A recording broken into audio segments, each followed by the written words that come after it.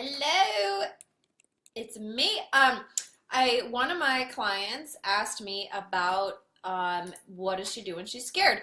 This was last week, and she's starting a new program, new product. She's launching herself out in a new way. Super awesome, by the way. Can you hear me now? Can you hear me now? Can you hear me now? I'm really excited for her.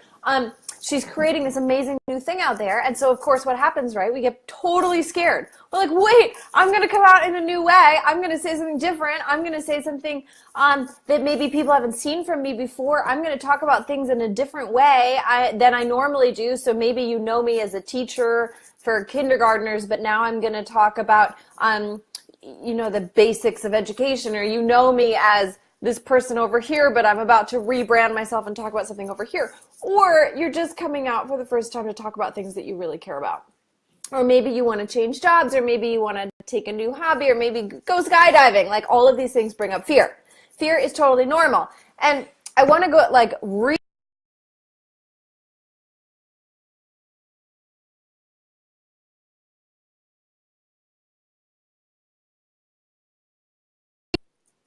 way back in my toolbox to when I studied anthropology, which has always been my first love. People are my love. So in anthropology, it's from that kind of viewpoint. It is totally normal as a human to be scared when you go to speak out or to brand yourself differently. Humans as animals, because we're animals at the end of the day, right? We're a species, and species that anyway, we don't need to go into that. You are an animal, and we are a tribal animal. So we rely on our community for a sense of safety, for a sense of belonging, and for our basic livelihood. Some people grow, we buy things, trade, all that. But also emotionally, we rely on that community, and physically, we rely on it for safety. So when you go to do something that's going to differentiate you from the community, aka stand out, that's a real, total, deep, natural human fear that now you're not safe. Because if you're different, if you're out here and the circle's over here and you're over here, guess what? You're not safe. So totally normal fear. So the first thing is to put it in perspective and go, wow, that's a deep human fear. I need to feel like I belong. I need to feel like I'm accepted. I need to feel like I'm part of.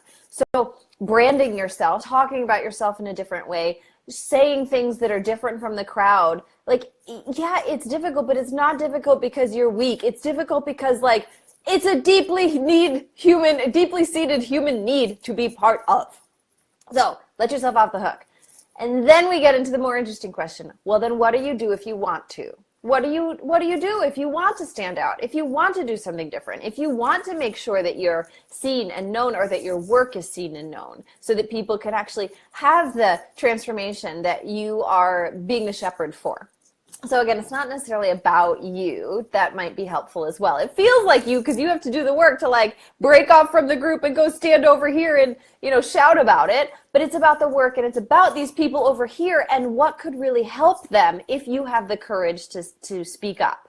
So remember that. It's not about you. You have to have the courage to come out here, but it's about these people having the gift and having the benefit of what you can offer. So 3 things I want you to think about if you're feeling scared of doing something that you know you want to do. Maybe you want to write a book. Maybe you want to offer a new course. Maybe you want to become a new coach or something. 3 things I want you to think about if you're scared. 1, have a daily practice in place that brings you to your state of soul connectedness. So this is what I do with people. I help them find what it is that helps them be soul connected. We go back to that over and over and over, because in that space of soul connection, you can't argue. It's solid, right? When you're in that spiritually aligned place, that soul aligned place where it's just you and your calling and the source, whatever you want to call it, God or whatever, and you know what your message is, there's not a lot of room to argue, So even if you are afraid of standing up and speaking out and people saying, well, but who do you think you are? In that moment of alignment, people can't really say anything because it's so solid. It's such a firm feeling. It's such a firm foundation. And when you're in that place, decisions are a lot easier. So create a ritual, create a routine, create a morning practice, create something that allows you to get to that soul aligned space every day so that you feel solid, and so that you don't have to ask yourself oh, am I making this decision because I'm, a total ego junkie, or is this going to get me blah, blah, blah. Like, it just brings you to a place where you can make decisions from a really true, solid place.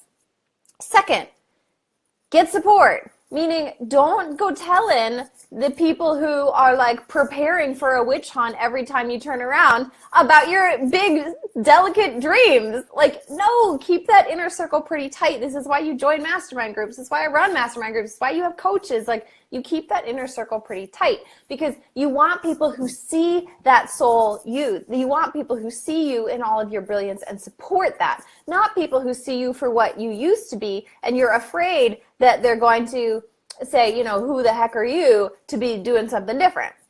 So you want to find those people who support you at the highest level, who support you in your vision, your purpose area, your soul aligned work. And those are the people that you talk to about what you're doing, right? Those are the people who you talk to about your fears. Because if you rock up to Joe Schmo in your office and tell him your big dreams, they're going to be like, that sounds risky. I don't know. I'm not sure people would respond very well to that. Do you really think people are going to pay that? I don't know if people want that. My mom said that we shouldn't talk about things like that. Blah, blah, blah. You're going to hear all sorts of stuff from somebody who's just totally stuck in fear.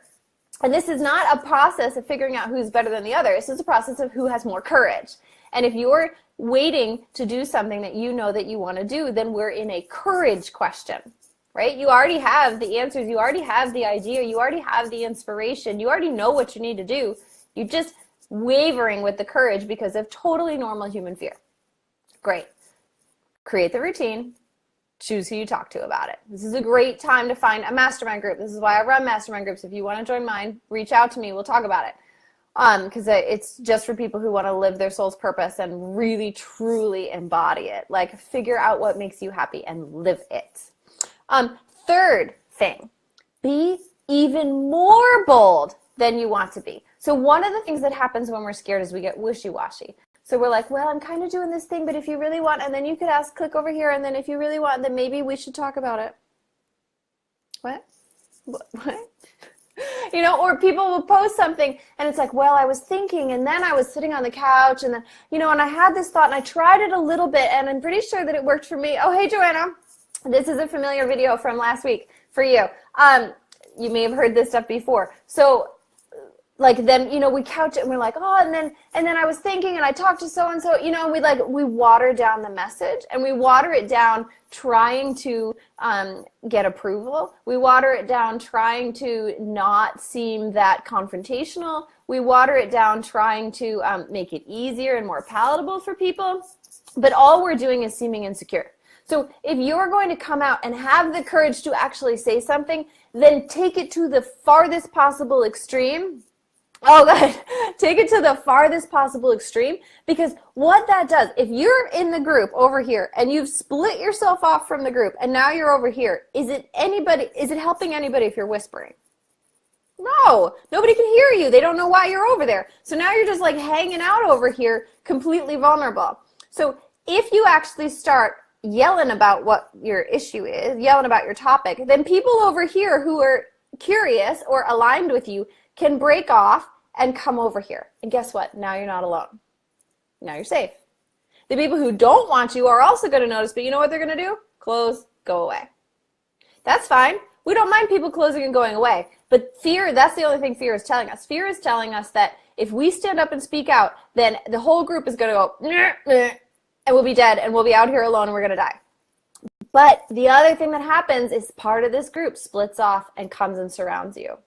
And so the bolder you are, the more clear you are, the more confident you are in what you're saying, the more safe you're going to be quicker. Is that good grammar? The safer you're going to be, faster, quicker. Anyway, so a lot of times, especially in the beginning, particularly because we're scared, we whisper and we convolute our message. We put a million caveats on it. Like, well, if you want to, or, if you have the time, or if it's not too much of an inconvenience, we water it down. We know when we're watering something down, right? Particularly women, we're masters of watering down what we want to say to not hurt anybody else's feelings or make them in any way inconvenienced by our presence. So be really bold. The bolder you are, the faster you're going to get that new group around you. Because you could be standing out here whispering for a long time before anybody over here notices you. But the minute that you start yelling, you're going to get some people. And then you'll be in community, and then you won't be as unsafe. So 3 main things that I want you to think about. Well, 4 main things. So the first one is this is a totally normal fear. Totally normal fear that if you stand up and do something different, that you're going to be ostracized from the community and die. That's like a human fear. You're totally cool. You're in with the rest of us on that one. So this isn't about, is my idea good enough? It's not about, do I have the strength to do it? Do I have the right, am I brilliant enough to have had this good idea? Can I really carry through it? None of that really matters. We're just in a courage question. And so the question is, do I have the courage to stand over here when the community's over here and speak? And then if you want to have the courage to do it, and I encourage you, so much courage here. I encourage you to have the courage because that's why you're here, right? If your soul has been given an inkling, then we've got to make it a fire. Like we've got to just build it and build it and build it. Why not? What else are we here doing other than hiding, right? So if you want to stand out, if you want to bring your work forward, whether it's a new program or you just want to start a new hobby or you just want to talk about a different conversation. Sometimes we just want to go to people in our lives that we've known for decades and go, can we talk about something new? Let's talk about world peace, something totally different. Then changing a habit, any of that, then we've got to take a stand. And so if we're going to have the courage to do it, there's 3 things that can help you stay in that space of courage. 1 is creating a daily ritual. Creating a daily practice, particularly in the morning, is really helpful, that connects you to your soul's truth. And when you're in that space of truth, there's just no wiggle room. There's no wiggle room. You can't doubt yourself. Other people can doubt you. They can doubt you, and you're like, whatever, dude, I'm sorry. This is who I am. Because you're in that space of truth. So create a practice, whether it's journaling, it can be tapping. I do a lot of tapping. Journaling, yoga, running, singing, it doesn't matter. Something that brings you to that space of soul's truth. If you don't know what your soul's truth is, PM me. This is the work that I do. Then once you have that morning practice in place, then create around you a group of people who you can trust to recognize your soul's truth and support you in it. So a lot of us, when we go to make change, all of us, when we go to make change, there's growing pains of the people that we interact with. And it's particularly if you run a business, you've probably fallen into this where we view our partner as our business mentor. And it's like, no, they're your partner. Don't ask them business questions. That's not what they're there for. They see you differently. Or you may also have that experience where your partner sees you as like the person who hung the moon and they can't understand why you're struggling. So they're just not the right person. You want somebody or a group of people who can see you for your soul's truth, know what you're going to create, know what you're capable of creating, and encourage you into that. Like invite you into it because they see it. They're not going to say, oh, I don't think people are going to buy that. They're not going to say like, well, are you really sure you want to talk about yourself that way? Like they're not going to fill you with their own doubts based on who you were 20 years ago because that's not their role in your life. So you can look for new people. You can join new Facebook groups for people who are interested in what you're interested in. You can join a mastermind like the ones that I run. You can find a coach. You can find an accountability buddy if you know somebody sort of in your sphere who is like you and wants to try something new and different. But create a support system around you of people who recognize you in your soul's truth. That's really, really powerful because it's very hard to change when you're the only person who sees what you see. So you want some other people who see you for what you really are trying to do. And then the third piece is to be even bolder than you think because we tend to want to hold back, right? Because we're scared. We're out here alone. Here's the community. And so we're like, wait, nope, I'm doing this over here, right? But like be super bold because the bolder you are, the faster some of these people are going to come over here and then you won't be alone. So it'll save that human fear.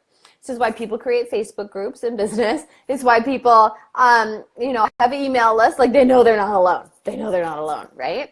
So be really bold, be really clear, find people to support you, and more important than anything, find a way to reconnect with your soul's truth every day. Because that connection, it's inalienable. Like nobody can affect that. And when you are solid in your truth, there is no choice but to move forward. And it'll give you the courage because it just feels true, right? And then we don't have to fight with ourselves. It's like, oh yeah, there's truth. Okay, what do I need to do now? Hope that helps. Let me know if you have any questions. or what your experience has been and what you've done to help yourself get the courage to move forward. That would be really cool to hear other people's stories. And yeah, I definitely have had this experience myself. The anthropology side of it, I've been talking about for a few years because it hit me 2 years ago when I was really struggling to figure out, like, what's my voice? What colors represent me? What should my new branding be? What should my logo be? And I was like, oh my God, I can't figure this out. And I thought, why is this bringing up such deeply rooted issues for me? Like, why is this hard, right? This should be joyful. It should be a joyful, creative expression of who we are. But for me, years ago, and even a little bit now, it was bringing up some like serious fear of, how do I choose? And what I realized was, I do not visually and creatively represent myself that well. So get help is my main takeaway. But the other thing I recognize is, like, wow, it's actually it's a big lift to ask ourselves to stand out. It's a deep, deep, deep need to be protected and in community. I mean, it's fundamental to human nature as animals. We are tribal animals. So, and community-based animals. So to ask ourselves to stand out, even if it's just online, even if it's just, in your business, even if it's just in this one little area, is asking us on a deep emotional level to do a pretty big leap. And it's worth it. It's worth it a million times over, because we find new community and new community and new community. And like, we get to evolve and hop around and like really discover all the cool things that we could be if we lift ourselves up over and over and expand ourselves to new ways of being. But each leap is hard. Each leap is scary. And that's fine. Like, give yourself a hug, take a bath, be like, yep, it's totally fine to be scared here. I'm not crazy. This is normal. But I'm going to do it anyway because of who I can be when I do. Right? Because it's not all about the end journey. It's about the fun of like becoming that person. And so the fear doesn't feel like fun. I get it. But getting over the fear feels like a big old rush. That'll feel really good. So hope that helped. Comment about your experience and what you've done, and if this is helpful, and if so, which of the 3 steps do you need to work on most? And if you want to talk to me about my mastermind group, the Soul Sangha, Sangha meaning community, I'm really big into this concept, Soul Sangha, or one-on-one work, I've got a few spots left for 5-month coaching, which is awesome, to help you really move forward and have not only the clarity of your purpose, but also the conviction to take action and the courage to take action on your clarity. Then reach out to me via PM or my email, which is Lexis@alexisbridge.com. Mwah!